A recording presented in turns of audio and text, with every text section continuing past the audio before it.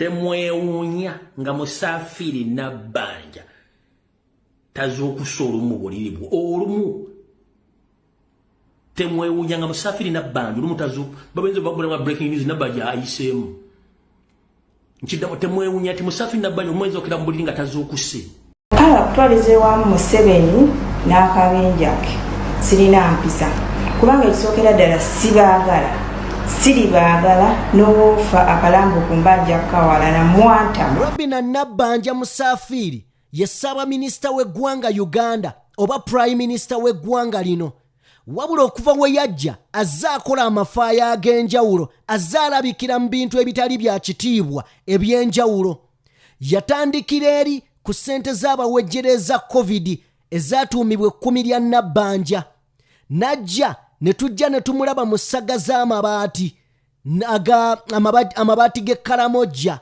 mu ngeri y'emu ne tumulaba juzi we baagenze mu UN Gen.M7 mu ggwanga erya America baagenze abantu 71 mu lukuŋŋaano olwa UN we baakomyewo bayombaganye ne munne ndowooza yabaddaani Kasule Lumumba I think ne bayombagana ne kambabuulire akantu kamu Gen.M7 muntu mugezi naddala bwe kituuka ku bimulemeza mu buyinza n'okwekuumira mu ntebe mugezi ayinza obutabeera mugezi ku mpeereza gy'aweerezaamu bannayuganda bannannyini nsi awo si mugezi naye mu kwekuumira mu buyinza awo mugezi kakati Gen.M7 y'omu ku muntu akozesa bano naye nga mugezi mu bino nti gwe w'omulabisa emikisa gyo egy'okuvaawo oba obulabubuzi nga Namagoye oba obeera otya oba obeera eliminated kyonna kye kiri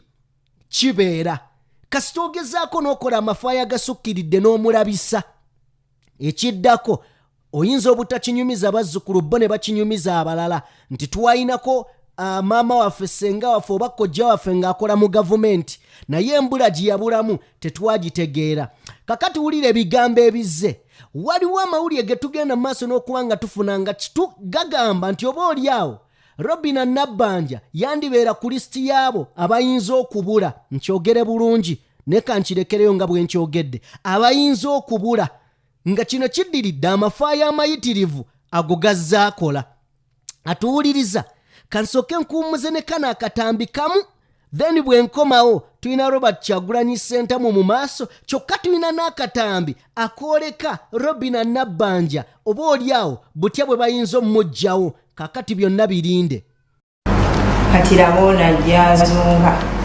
mpisa mwaziteekamu abanu ekikoze obyotaddemu ekibiina kyonna no tumanya abamu bayinza okuba balina waligambye mpisa waziteekawa ggwe mukwano njagala okutegeeza enze ng'emu ku mboya Nuupu sirina mpisa zambula sirina wadde n'akatono bwe kati naddala ku munyampi nga ggwe naddala ku mukala kutwalize wamu Museveni n'akabenja ke sirina mpisa kubanga ekisookera ddala siribaagala n'obuufa akalambo ku mbanja kawala na mwantama kati nteeberezamu ntandika nti okulaga omuntu gwe saagala mpisa ntandikirawo amazima olaba bikwatagana vidiyo no gyakometinzeeko eno nga mputula Kinabbanja ebiye sabula Kinabbanja kibanja Kibalama kyatta Kibalama tubabanja abantu baffe onyumiza mpisa otegeera bulungi olaba bikwatagana empisa n'okubanja abantu baffe olaba bikwatagana kimmanyiira nnyini ebinyampi byakuno baneemumanyiira nyumiza mpisa mmanja abantu baffe Kibalama kikazi kyamutanki sabulo gungamba ndamuze kummanyiira okay bwe tuba nga tuvuddeko eyo nzikiriza nsooke nkutegeeze titutambula ne Sheikh Ashraf omusomi wa dduwa munoonyeko gw'alina ebizibu eby'enjawulo muganda wange ye Sheikh Ashraf omusomi wa dduwa Bobi Wine y'omu ku basajja mu Uganda abainspirinze abantu mu buli mbeera atuinspirinze musically atuinspirinze politically atuinspirinze even ne mu family wonna waakuta atuinspirinze naye njagala owulire ebigambo bino mukyala we byamugambye nga bali mu America ebigambo bino naawe bikwate gwe omukazi yimusa bbaawo ng'omugamba ku bigambo bwe biti. Mu ngeri yemu naawe omwami yimusa mukyalawo ng'omugamba ebigambo bwe biti. Bane tuve mu bintu by'okuyombagananga n'okuteeka entale waka. Tufune ku bigambo bwe biti okusobola okuwa bannaffe amaanyi. Kale katufune ebigambo bya principal president Robert Kyagulanyi Ssentamu. Bwe tuva mu katambi kano straight tugenderawo mu bigambo bya Robina Nabbanja. Tewali kusaaga. Thank you very much. Good evening, ladies and gentlemen. It's such an honor for us to be here today. How much do I cancel? You know, I found a husband that is self-driven, who knows where he comes from and who knows what he wants. So most of the times, I am just listening. The talking is very limited because he knows what he wants. But as things unfolded, as bad things happened, I was only there to put my hands to collect whatever went through his fingers. So I'm always waiting for what is falling out of his hands. And as long as he can hold it, I don't have much to do. But if it is falling out of the hands, mine are below here, waiting to put it out and say, what do we do with this? So my own duty was to just support and support. Because like he says, every one of us has a duty to play, wherever you are. Whether here, like I see we have a big community of our diaspora, and each one of them has a duty that they play. And it all collects to the struggle of liberating our country. So my duty was to just be there, just like it is right now. When he says we're going to New York, I'm like, okay, sir, that's my duty, I'll just go with it. So basically, I just didn't do much. I'm there.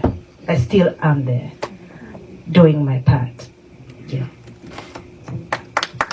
Maybe, if you'll allow me, disagree with her. I think she underplays her role, but she is the biggest pillar that I rely on. It is to her that I always bring back my broken self to fix me and prepare me for the next battle, the next day. So she is the cause of all the good, the bad, and the ugly. She is the power behind us. Yeah. Behind me, at least. When did you notice, one of the most touching parts in the movie for me was when you were saying that Musvani used to be he used to be your idol.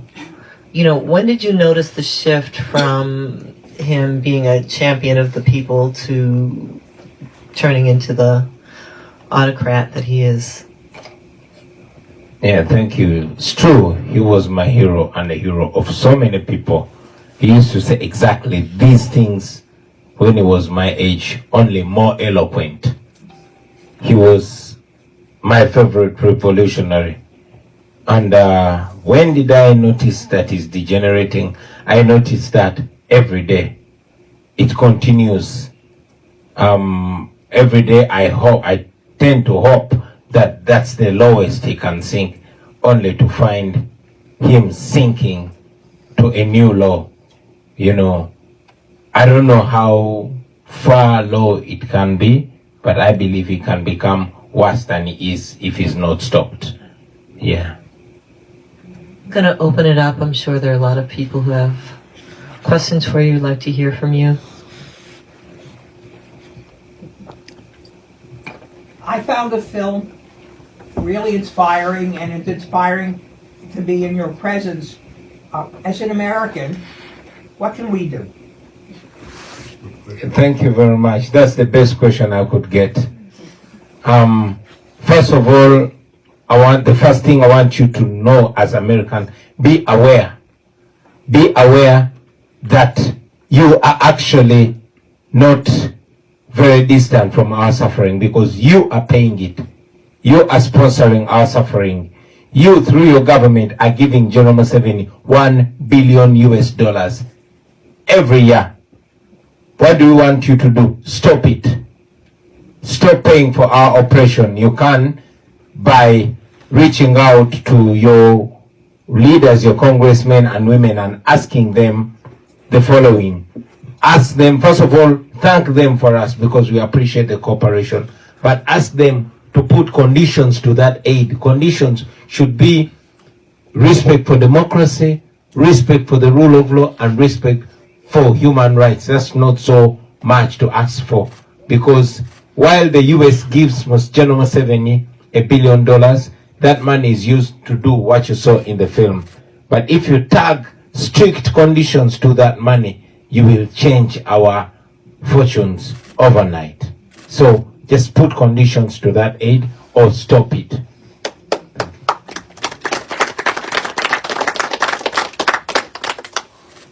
So another hand. Yes, sir. I'm originally from Uganda, and I'm inspired by Bobi Wine. Okay, oyo ye Robert Kyagulanyi Ssentamu, known as Bobi Wine. Eri bamuyita mitembo, bannaffe abayisiramu bamuyita swaibu, amanya mayitirivu nnyo. So kale njagala tugende butereevu nnyo. Eggwanga lyonna libanja Kibalama. Abantu babanja Kibalama babuuza ali luddawa. Ensi mu kubanja Kibalama, Robina Nabbanja Musafiri yavaayo n'ategeeza nti bamulina. Ne bukyanga avaayo n'ayogera nti bamulina, amazima ga Katonda mu ggulu Kibalama talabwangako, taleetebwangako mu kkooti, Kibalama tebamuleetangako mu wantu wonna, era amawulire ge tulina gagamba Kibalama yandiba yattibwa. Naye singa kirizuulibwa nti Kibalama yattibwa, Robina Nabbanja nga gwe wagamba mumulina, ensi ogenda gigamba otya? Era amazima gali nti wano Gen.M7 ogenda si ogenda oba tomuswazizza, era gw'olowooza oluvannyuma lw'okumuswaza obwenkanidde awo aba alina kukukolera ki? Aba alina kukukolera ki? Ampuliriza, njagala tugende mu vidiyo eno, tugiwe obudde tugende mu vidiyo eno. Njagala bajjukiza Sheikh Ashraf omusomi wa dduwa munoonyeko gw'alina ebizibu ebyenjawulo muganda wange, mu ngeri emu wa vidiyo yaffe like, agenda mu maaso n'okubeera ng'osubscribinga yakatwegattako buli wowa vidiyo eno like n'onyiga ekigalo, kigiwa mileage n'etuuka ku muntu n'omulala n'emutuukako, bwetyo ne yeeyongera nsobola okuba nga information tugiweereza eggwanga lyonna okusobola okuba nga ate libatuukako. Kale katusooke tulabe emboozi eno mukwano gwange. Mbateeredde wano njibalekedde mugiwulirize musobole okufunamu ekyokuyiga. Kitiisa okuwamba abantu kuyitiridde. Ngenda bagamba ekigenda maaso mu ggwanga kitiisa okuwamba abantu kuyitiridde. Waliwo panic mu bitongole by'okwerinda ne mu State House ne ku international level. Mutogerere essaawa zino Museveni n'ebitongole by'okwerinda bali mu katuba ministers bonna na buli kimu ekintu ky'okuwamba abantu kibatuddemu n'ekyokubuza abantu. Kino kivudde ku bujulizi obwaleetebwa President waffe okwotola ensi yonna n'okubuteekako TV ku mitimbagano egy'enjawulo. Wepone bameba parliament okwekanagana bava mu parliament ne balaga obutali bumativu olw'okuwamba abantu. Kino kireetedde Museveni okuteeka ssente nnyingi nnyo mu diversion ne stunt ezikolebwa ku social media, era mbabuulira kyonna ekigenda maaso ku social media kyonna kigezaako kutujja ku bantu baffe. Naye nga ngenda kuyingira mu information deep,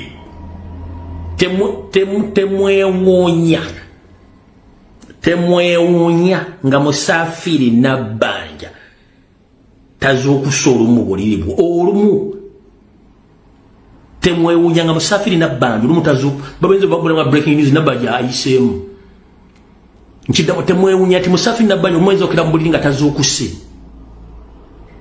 ng'afudde cardiac arrest, wafudde blood clot, wafudde bombo clot, byonna ng'afudde bufya ali bombo clot ne cardiac arrest wa blood clot byawukana.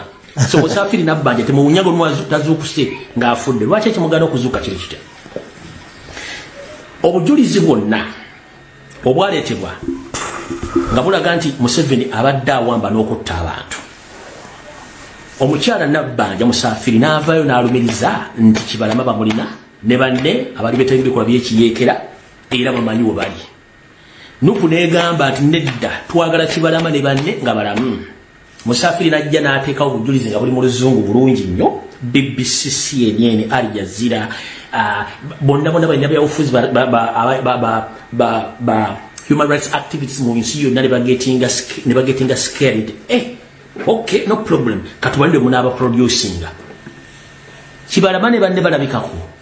Tebalabikako. Kati obuzibu bwolekeddeyo seeri. Ezo sitanti ze mulaba simaye bino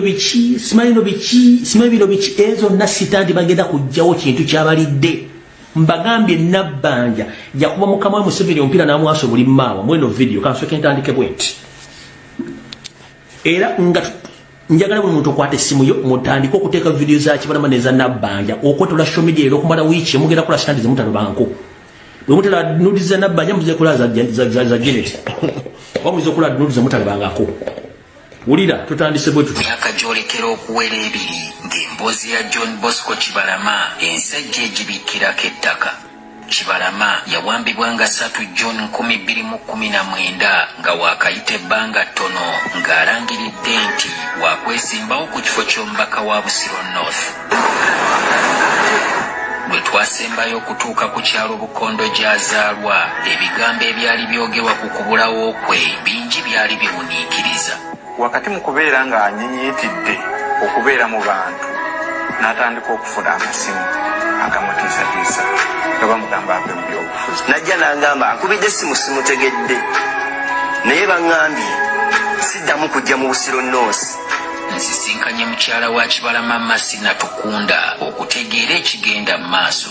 Obulamu bw'ossi bwe buli awo bweyagaza olw'ensonga yaliko abaana naye nga ne ssente zennyini ezimuweerera tetuziina. Natukunda agamba nti ne poliisi gye baalinamu essuubi okunoonya kabiyitewe nayo gye byaggwera ng'eringa ebijjeemu enta.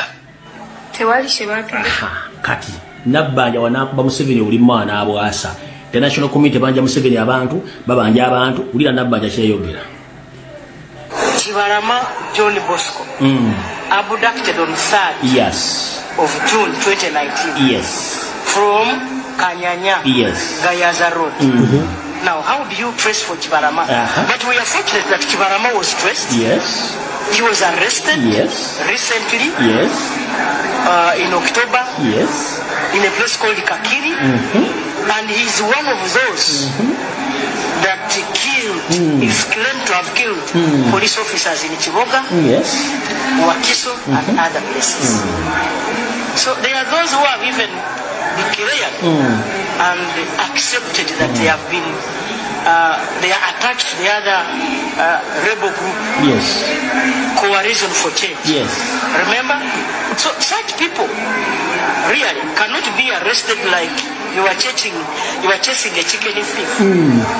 They are those that you have to use. When they are shot, they try to resist. Some of them have been shooting police officers and you are aware. Are you not a Ugandan? Kale obujulizi obwo bwe bulese sitaati zonna ez'empitambi zino ez'okwekoona ez'abiki nenda zigenda kujja mulabeko n'akazi essaawa musimani bamukwadde ku kisaba datambuza simanyi cosmetics atakkirizibwa ezo nasitaani nenda zigenda kujja. Kati eno video musafiri nze kuwa amagezi eno video tosobola gijja ku intaneti tosobola gijja mu archive bwe bujulizi obusuza Museveni nga atudde. Kati kyalina okukola kujjawo musafiri butamuleta mu kkooti kuba bujulizi kuba buli Kibalama gye yalaga musafiri bambi gende wa Dr. Paul Simogera okusiigwa kwa balwadde ng'obudde bukyali okusinzira ku sources zange genda oyinza olumu butazuuka nze nkubuulidde lwa video kati gwe muve mu diversion tubanje abantu baffe bonna abatwalibwa abawambibwa si Kibalama yekka abantu bangi nnyo n'abatamanyiiko abatamanyiko mayitire abatamanyiiko gye baziikibwa abatali makomera abali makomera abali mu kuwa mmere eteekebwamu obutwa ne bavaayo nga balwadde. Ng'oyagala okutegeera kyekugamba nti emmere y'ekkomera bagiteekamu obutwa genda otunuulira omubaka wa Kawempe Seggirinya n'abalala gye bali bangi nnyo abavudde makomera mukitegedde bulungi. Kati omujulizi waffe omukulu gwe tulina mu musango okubanja abantu bamuyita Musafiri Nabbanja Prime Minister. Kati Museveni agamba arahala ogwo n'ekifiire Nabbanja n'ekifiire kyatuleetera ebizibu kyawuza Kibalama tumuyinda kati tubali Kibalama ali ludda wali nkaye. Kati Museveni mukambwe nnyo zino sitaanti zino ze mulaba zonna bagezaako kubikka kintu kiri nono wangadya okumanya pureshe bali bubi mwe mudde mu stand pureshe bali bubi wangadya agambye bw'ati mbu akulira akakiiko ekeddembe ly'obuntu omukyala amugwanga omucha akamyo Uganda Human Rights Commission avuddeyo n'avumirira ekikolwa ekyakulya odoluvuganya government mu parliament Honorable Mathias Mpuuga Nsamba okuddira ebifaananyi n'obutambi bw'abantu abagambibwa okuba nti baabuzibwawo okubuteeka ku mitimbagano gye mugatta bantu. Mukyala wangadya ompulira nnyabo ebiseera bisinga sitala nnyo okwagala kuvuma bamaama kubanga banzaala naffe batuzaala ne munnanga ate bw'osukka ate woolina okuba munnanga tujja kuyisaamu ate eggaali njala kusaba ekigambo kimu bwebanga bakuwa omulimu nga gulemeredde munnanga eddayo ebukeddiya osirike kubanga entuli ku nsonga za ggwanga nazaakuwambibwa bw'ova n'ovumirira nti ono yatadde obutambi bwe kati njala kubuuza yabutadde ku mutimbagano gwa Uganda Human Rights Commission nga gwatadde ku mitimbagano gya Uganda Human Rights Commission yabitadde ku kibanja kye yabitadde ku kibanja kyane yabitadde ku kibanja kye mind your own business plus we are demanding all political prison n'abaana ababuzibwawo wagamba tubalina mu record tebaliyo. So where do you get pain when we come out to demand to free all of political prisoners? Pain yo jijjaludda wa pain yo jijjaludda muve mu forofoto tubanje bantu baffe pressure eri ku Museveni mugirabangako kino kikonfaminga nti since 66 Museveni azawamba abantu abatta kati kino ekyakibalama baabala bubi n'abala bazze babatta nga teri muntu tewali bujulizi twabalabisiza obujulizi bwe kati muve ku ebyo kati awo katusooke tudde wano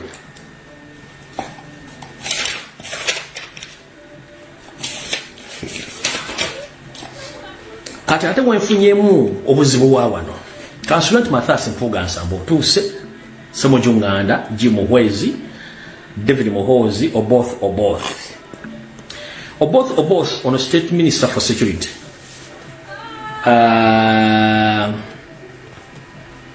Jim Muhwezi naye ali byakwerinda naye David Muhoozi bali byakwerinda Ssemujju Nganda bw'omanyire Mathias Mpuuga bamumanyi kati bakulu nze omuntu waakola obulungi musiima bw'abanda banga agenda kuva ku layini mukalakata kati mukulu Mpuuga nze kambulire eggwanga nga bwenze nimbabulira ebyange tebeerako bintu byakusaaga tukooye enkwezenge akazito ke mwateekawo kati nawe zigenda kukwera wiiki 2 ne mwekalakasa kuva mu parliament mwebali nnyo mwebalire ddala ekyo mbebaza naye ate bwe mbadde mumaliriza mukoze bubi mumaliriza mutya olunaku lwaleero mu nkubo za parliament ebaddeyo meeting eyakafubo ng'etuddemu Anita Amongi Mathias Mpuuga Nsamba Ssemujju Nganda wano Mr. President Robert Kyagulanyi Ssentamu njala ompulirize bulungi nnyo bakuwa akantu kano bakasalemu nabo bakulembeze banno mumpulirize bulungi nnyo mu nkubo za parliament olwaleero ebaddeyo akafuba katekirizibwamu bantu bangi okujjako drone zange mukafubo ka parliament kana akatudde kabaddemu Anita Amongi Mpuuga Mathias Ssemujju Nganda Jim Muhwezi David Muhoozi Oboth ne batuula nga bateesa piresa ebayitiriddeko ne batuula ne bakkiriziganya ne Loop leader of opposition Mathias Mpuuga Nsamba nti bakendeze ku muliro era bategeza abaka bakome mu parliament nti government egenda kuba nti enoonya oba okubaddiza abantu baabwe era ne bakikkiriziganyako nti very soon mugenda kuwulira emboozi nga baga nti bali ku ludda luvuganya batadde ebiboozibozi nti tukkiriziganyiza ne gavumenti bagenda kunoonya abantu baffe batuwe ffe katudde mu parliament tuteese mutakiwulira mujja kiwulira nkiddamu mu bbanga ttono nnyo mugenda kuwulira abafuluma parliament nga beekyanze bagenda kufuluma bagambe nti tukkiriziganyize ne gavumenti bagenda kunoonya abantu baffe babatuddize ffe katudde mu parliament tuteese kino kyogedde mujja kiraba mukasala ne mukazza kubanga endagaano etuukiddwako ensimbi zisiŋŋanywa mu mikono bino lumbuyenze mbyogera bw'owulira nkuwayiriza genda oziguleko omusango bibaddemu Anita Amongi Ssemujju Nganda Jim Muhwezi David Muhoozi ne State Minister for Security Oboth mu parliament ya leero babadde mu kafubo ne boogera ensonga zino ebyo nze mbyogedde mubanga tono nyumogina tandika okuliraga bozibozi tugenda kudde parliament tukisikiganyiza government bagenda kunoonya abantu afe batuddize ekyo kintu kubanga sente zayisedda mu mikono kino kyogedde sikizaayo mugenda balabanga bazibwe nti mbagamba ne muganda musajja abalimba kino kibagambye mugenda kirabako awo nvudde kuba tuli